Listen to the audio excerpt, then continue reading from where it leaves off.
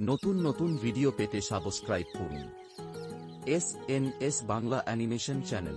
গল্প শিয়ালের মুরগির ব্যবসা। পাহাড়ে ঘেরা সবুজ তৃণভূমির পাশে একটা ছোট বন ছিল। সেই বনে বাস করত মদন নামের এক শিয়াল ও তার বউ গিন্নি এবং তাদের ছোট এক ছেলে মেয়ে। তাদের জীবন অনেক কষ্টে কাটতেছিল। হঠাৎ একদিন মদন গভীর চিন্তা করে একটা বুদ্ধি বের করল। মদন তার বুকে বলল, গিন্নি, এভাবে আমরা আর কতদিন বসে থাকব? চলে একটা ব্যবসা করি। গিন্নি বলল, কিসের ব্যবসা করবা? তখন মদন বলল, আমার মাথায় একটা দারুণ বুদ্ধি এসেছে। চলো আমরা মুরগির ব্যবসা শুরু করব। গিন্নি জিজ্ঞেস করল, তুমি এত বড় ব্যবসা করবে, কিন্তু মুরগি কোথা থেকে আনবে? মদন হেসে বলল, এটা তো সহজ। রাতে মানুষের বাড়ি থেকে মুরগি চুরি করে নিয়ে আসব, আর সকালে বাজারে বিক্রি করব। গিন্নি প্রথমে একটু ভয় পেলেও রাজি হল। রাতে তারা চুপিসারে গ্রামের দিকে গেল।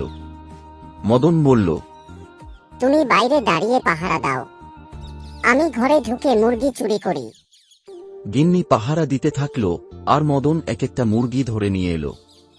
তারা কয়েকটা মুরগি নিয়ে খুব খুশি হয়ে জঙ্গলে ফিরে এলো। পরদিন সকালে মদন আর তার বউ গিন্নি শহরের বাজারে গেল। মদন চিৎকার করে বলল, তাজা মুরগি, সস্তা মুরগি, মুরগি লাগবে, মুরগি, একদম সস্তা মুরগি। এই বলে তারা বাজারে জোরে জোরে মানুষদের ডাকতে লাগল। তাদের কাছে অনেক মানুষ ভিড় করল, কিন্তু গ্রামের মানুষদের মুরগি হারানোর কথা মনে ছিল। তারা মদন আর তার বউ গিন্নির কাছে এসে জিজ্ঞেস করল, এই মুরগিগুলো কোথা থেকে আনলে, আর এত সস্তা কিভাবে বিক্রি করতেছ? মদন তৎক্ষণাৎ মিথ্যা বলল, আমাদের খামার থেকে। আমাদের বনে বিশাল বড় মুরগির খামার আছে। এই দেখুন কত সুন্দর মুরগি। কিন্তু এক বৃদ্ধ লোক এগিয়ে এসে বলল, এই মুরগিটা তো আমার, এর পায়ে দাগ আছে।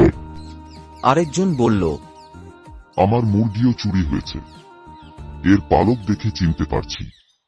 গ্রামের লোকজন বুঝতে পারল মদন আর তার বউ গিন্নি মুরগি চুরি করেছে। তারা সবাই মিলে মদন আর তার বউ গিন্নিকে তাড়া করল। মদন ও তার বউ গিন্নি বাজারে মুরগি রেখে পালাতে শুরু করল।